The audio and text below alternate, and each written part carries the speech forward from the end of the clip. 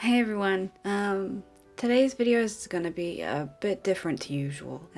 This is the first time I'll be doing my commentary off script per se, with nothing pre-written. So I'm gonna have a speed paint of one of my Inktober pieces playing out for you guys in today's video, but I wanted to share a bit of story time rather than my normal commentary because the universe has decided to throw a lot of shit my way over the last few weeks, and I'm not typically one to share details about my day-to-day life, but I was not in the mood to make any happy or inspired commentary for this week's video. So this is your official warning. If you're looking for a happy-go-lucky commentary video, then you might want to turn off now because the last few weeks have not been kind to me. Those who follow me on my social media or talk to me in Discord will know what's happened recently, but to those of you who don't, I'd like to share with you what's happened. This is going to be a bit of an emotional one for me, so you'll have to forgive any shakiness in my voice over a month ago now. It was a pained cry at the back door of our house. At first I didn't think that I'd heard it, it was rather faint. So I muted the TV and then I heard it again, and it was my fur baby Thomas, my 6-year-old cat, at the back door. And he typically will jump through the window to come inside. So right away I knew something was up. So I opened the back door and he kept on meowing and walked into the house very slowly. His tail was rod straight and down on the ground. So at first I thought maybe he'd injured himself, or maybe hurt his tail or something. So we went about feeling out his toes, his feet, and around his body to see if he had any wounds or anything like that. But there was nothing, but he was still making that noise. He just wasn't right. So we quickly googled up 24-hour vets because it was around maybe 8:30 or so at night at the time. And so we rang up a vet and gave a quick rundown of Thomas's condition.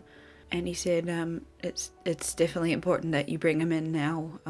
It sounds like he may have a bladder infection. So my mind went to a very worried place because I think it was not a week before my old family cat BB had to be put down due to kidney complications. So knowing that my baby had to go to the vet definitely freaked me out.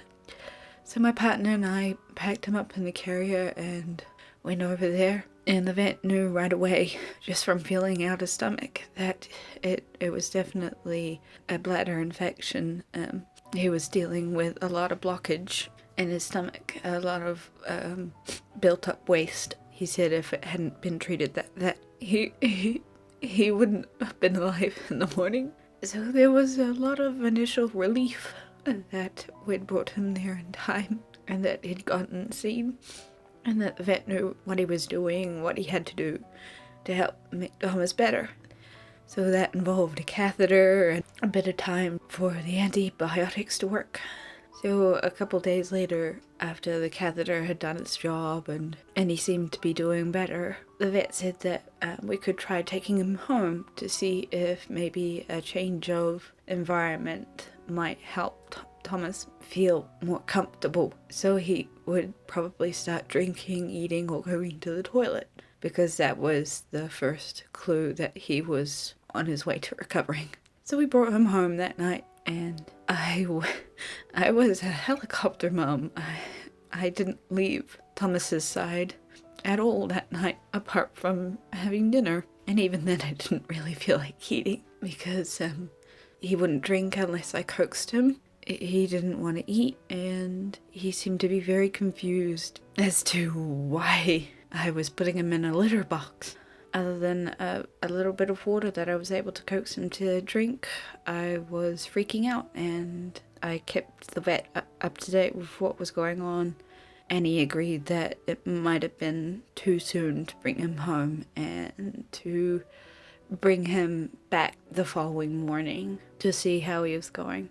The next morning, before I brought him back, I experimented by taking him outside because Thomas was an outdoor cat, so I wondered if maybe he just didn't know what the hell to do with a litter box. And it seemed to be true. When I brought him out, he did seem to go to the toilet both times I brought him outside to go, but it wasn't, as the vet said, it wasn't full flow enough. He wasn't properly emptying out his bladder each time he went. So when I brought him back to the vet that day, he said it was probably best that he stay with the vet because the vet would know if there was anything wrong, what to keep an eye out for, what to be worried about and what not to be worried about. I was reading a lot into everything. And the entire drive home, I kept on chanting, "Please be okay. Please be okay." I wanted him to be okay so badly. He was my baby, and he wasn't doing okay. So over the next week and a bit, I would get updates from the vet, and Thomas would seem to come around. He would go to the toilet and drink, but then he'd stop. So the vet thought he had a bit of leftover paralysis in his stomach that was stopping him from going to the toilet properly, which was one of the more important things that he needed to start doing again. But it seemed like he couldn't go unless his bladder was ready to burst. That was something that Thomas needed to recover from and hopefully train himself to go to the toilet again. And then as time went on, Thomas started to lose weight because he wasn't eating, so the vet started to experiment with different foods until finally he had to start force feeding him because he wasn't eating and he just didn't seem to be improving. So we organised with the vet for him to get his bloods done to make sure that there was nothing else going on, because we were starting to wonder if maybe he had given up at that point for some odd reason. Because the vet, in his experience with this kind of condition, usually animals would get all cleared out, the antibiotics would do their job, and within a couple days they'd be functioning normally and ready to go home. But in Thomas's case, he wasn't doing that, which was really confusing him. So a day later, we got the results back, and it turned out that the infection had spread to his kidneys as a complication of the initial urinary tract infection that he had. And so despite the other two antibiotics that he'd been on the entire time, the vet said that we could try a different, stronger antibiotic to see if that would finally kill the infection. So he said that typically would take around 3 days to start working in his system. On the second day, the vet didn't have any good news. Thomas still hadn't improved, but he did say that to give him a fair chance of seeing if he could improve or if there was any change, to give it one more day. But if there wasn't, that there wasn't anything else that could be done. So if the antibiotics didn't work, the decision had to be made. So that entire next day at work, I was just keeping my mind busy. And it was during that drive home, don't get angry at me, but it was an experience to drive with tears streaming down your face because you feel sick to your stomach at the idea of calling the vet and not hearing good news. So I got home and I waited for my partner to arrive before I called the vet, and it wasn't good news. In fact, Thomas had gotten worse.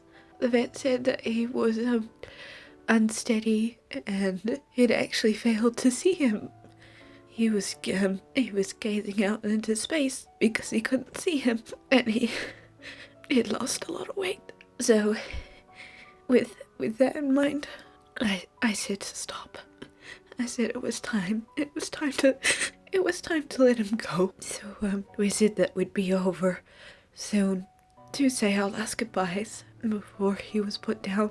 And as soon as I hung up that phone, there was a lot of tears and screaming involved. After I'd recovered a little bit, we got into the car and drove over there. And as soon as we walked through, and I think Thomas heard my voice, he started meowing. And I hope the way he was won't stick in my mind forever. Because he was in a horrible condition. He'd lost so much weight. He was so shaky. He was like an elderly cat. He had no control over his bowels. So he was covered in fresh pee, and he couldn't move steadily or anything. He just kept on meowing. So I opened up the cage and I just gave him lots of cuddles and kisses and pats. And it was horrible. He wasn't the same cat.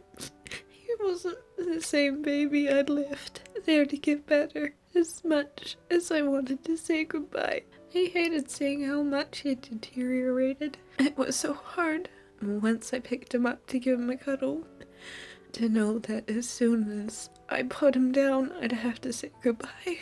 So I held on to him and gave him kisses and cuddles as much as I could. I didn't even care the state he was in. I didn't care he was covered in his own waste. I needed that cuddle to say goodbye. Once I put him down and put him back in the cage, it was hard because I think he could still hear me. So he would keep meowing, and each time he would, oh god, it was like a punch in the heart. So I had to go outside to say goodbye for my partner to finish organizing everything before we had to drive. It was about 5 minutes down the road that I heard the jingle in the back seat, and my Thomas used to wear a bell collar, and my partner took it off him before we left.